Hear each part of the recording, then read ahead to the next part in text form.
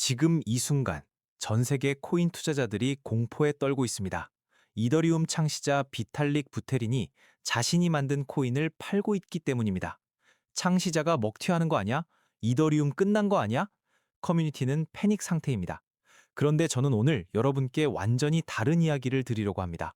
왜냐하면 비탈릭이 코인을 파는 바로 그 순간 블랙록을 비롯한 월가의 기관들은 반대로 조용히 이더리움을 쓸어담고 있기 때문입니다. 개미들이 공포에 팔 때 고래들이 사는 그 이유. 오늘 이 영상 끝까지 보시면 시장을 보는 눈이 완전히 달라집니다.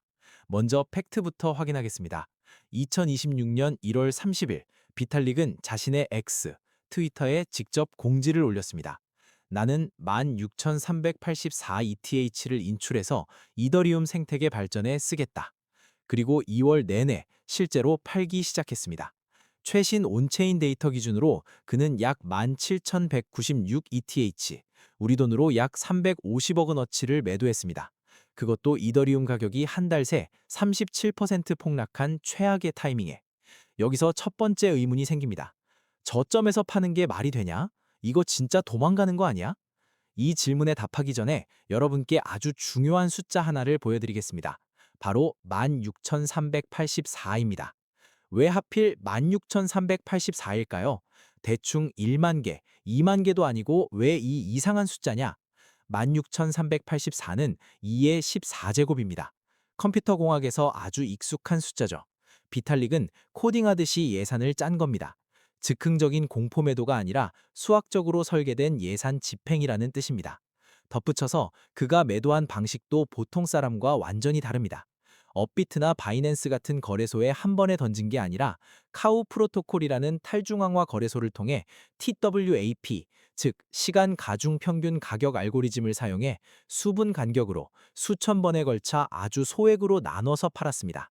시장의 충격을 최소화하기 위한 가장 정석적이고 투명한 방식입니다. 진짜 도망가는 사람이 이렇게 팔까요? 아닙니다. 진짜 도망가는 사람은 거래소에 한 번에 던지고 사라집니다. 그러면 이 돈은 어디로 갔을까요? 일반 뉴스에서는 그냥 자선 기부라고만 씁니다. 하지만 블록체인은 투명합니다. 모든 자금 흐름이 온체인에 찍혀 있습니다. 첫 번째 행선지는 캔노입니다.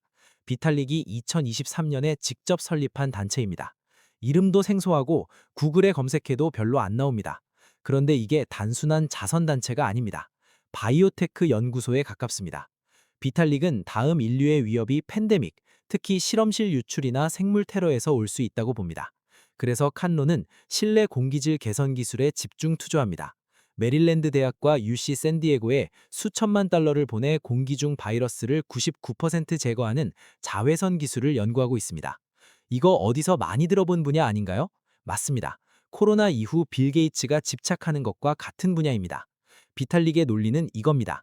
이더리움이 디지털 세상을 보호한다면 칸노는 물리적 세상을 보호한다. 두 번째는 오픈 실리콘, 오픈소스 반도체입니다. 여러분, 지금 여러분이 쓰는 인텔, AMD, 애플 칩에는 제조사만 아는 영역이 있습니다. 설계도가 공개되지 않는 거죠. 비탈릭은 이더리움 지갑의 보안을 완벽하게 하려면 하드웨어 칩 자체가 투명해야 한다고 봅니다. 그래서 설계도가 모두 공개된 오픈소스 반도체 개발 프로젝트에 자금을 투입하고 있습니다. 삼성이냐 애플이냐의 문제가 아니라 전 세계 누구나 감시하고 검증할 수 있는 공공재 반도체를 만들겠다는 겁니다. 다단계 사장이 이런 10년짜리 하드웨어 연구에 돈을 쓸까요? 아닙니다. 세 번째는 FHE, 완전 동형 암호입니다. 이게 가장 중요한데 설명이 좀 어렵습니다.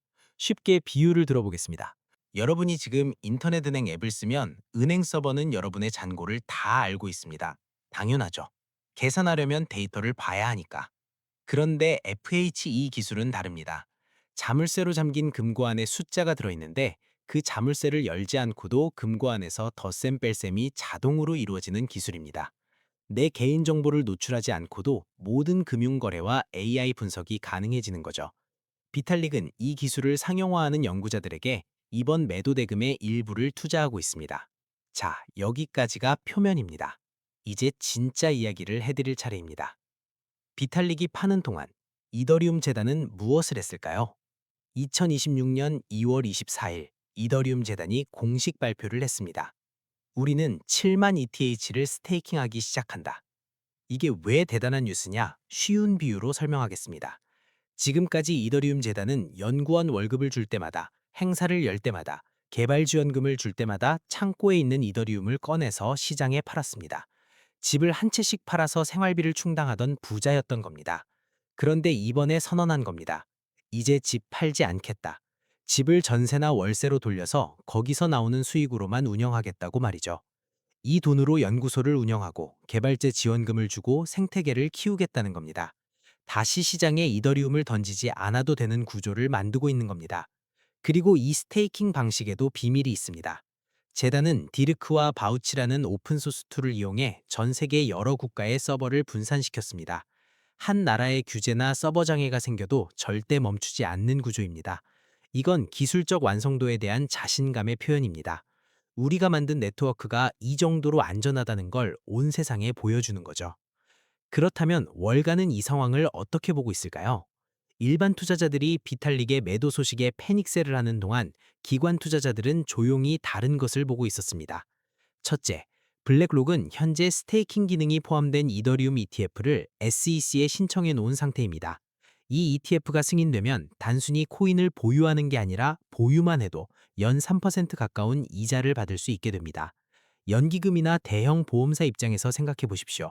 이건 변동성 있는 코인이 아니라 이자를 주는 디지털 국채입니다.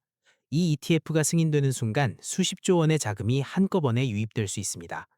둘째, BNP 파리바, JT모건 같은 글로벌 대형 은행들이 이미 이더리움 메인넷 위에서 실물자산 토큰화 RWA를 실험하고 있습니다. 부동산, 국채, 금 같은 실물자산이 이더리움 위에서 토큰으로 거래되기 시작하는 겁니다.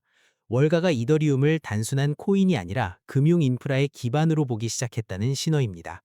셋째, 쉐이프시프트 창업자 에릭 부어이스와 매트릭스포트 관련 고래가 비탈릭이 파는 물량을 실시간으로 받아가고 있다는 온체인 데이터가 있습니다. 창시자가 팔면 겁먹고 도망가야 할 상황에서 이 사람들은 오히려 사고 있는 겁니다.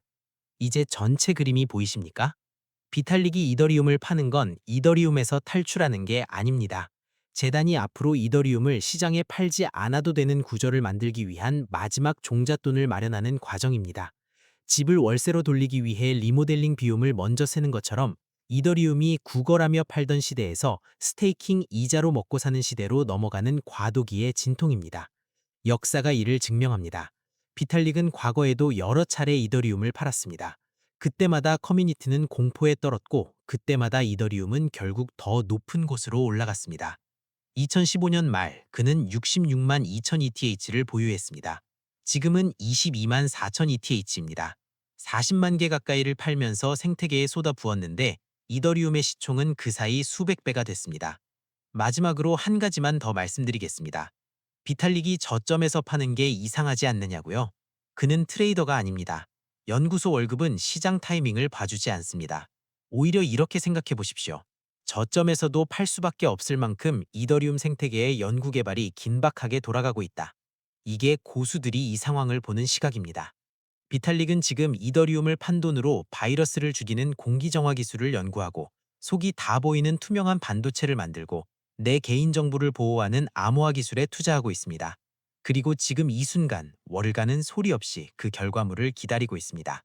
오늘 영상 유익하셨다면 구독과 좋아요 부탁드립니다. 다음 영상에서는 블랙록의 스테이킹 ETF가 정말로 승인되면 이더리움에 어떤 일이 벌어지는지 그 파급력을 구체적인 숫자로 분석해드리겠습니다.